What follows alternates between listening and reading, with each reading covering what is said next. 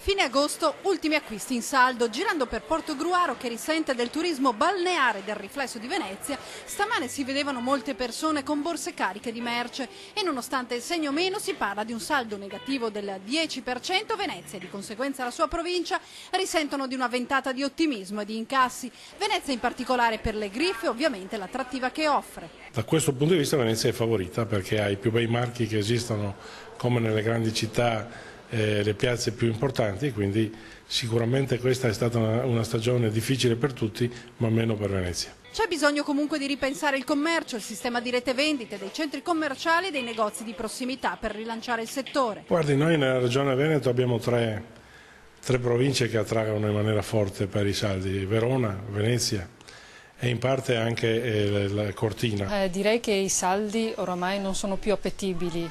Sconti ce ne sono tutti i periodi dell'anno, i saldi non sono altro che un acquisto dedicato, quindi specifico per una determinata occasione. La spesa ai saldi non si fa più da un bel po' di tempo. Tornando in focus su Portogruaro, a breve potrebbe entrare in vigore la sperimentazione della totale pedonalizzazione del centro storico.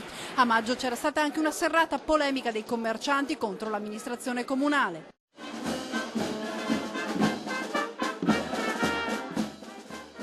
Ma i commercianti attendono per vedere cosa accadrà. Al momento non è attiva la pedonalizzazione, nel senso che una ZTL funziona solo la domenica, non c'è più né di sera e di giorno non è ancora mai stato ventilato questa opportunità.